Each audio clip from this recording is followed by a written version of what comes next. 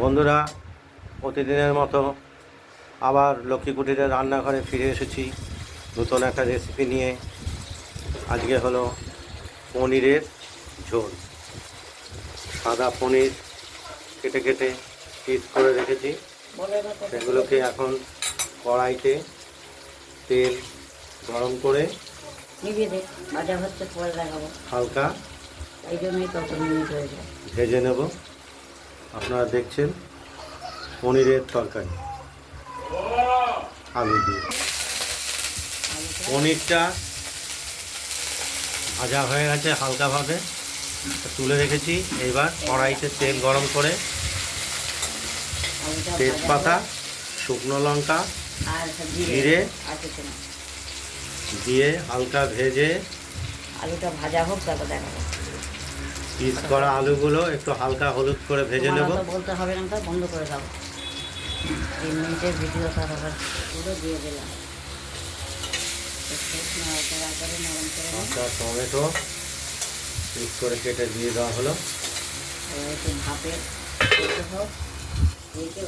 মশলাটা আমরা বেটে রেখেছি শিলে।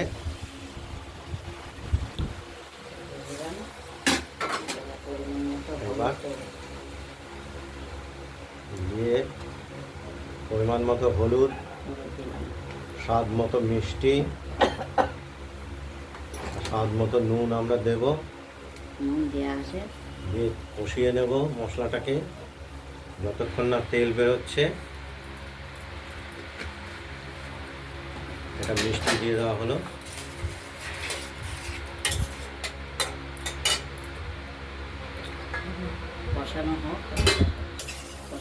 মশলাটা কষানো হয়ে গেছে, তেল বেরিয়ে গেছে। এবার আলু সেদ্ধ হবে, পনিরও দিয়ে দিলাম।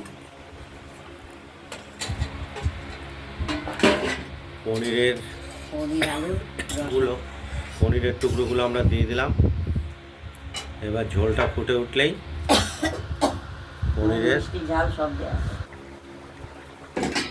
পনিরের ঝোল আলু দিয়ে এটা ফুটে উঠেছে। আলুগুলো সেদ্ধ হয়ে গেছে, আমাদের পনিরের ঝোল কমপ্লিট। আজ এই পর্যন্তই। আপনারা বাড়িতে ট্রাই করে খেয়ে দেখুন, আশা করি ভালোই হবে। এইখানেই সমাপ্তি। ভালো থাকবেন, সুস্থ থাকবেন। আমাদের একটা লাইক করবেন, কমেন্টস করবেন আর সাবস্ক্রাইব করে রাখবেন। আজ এই পর্যন্তই।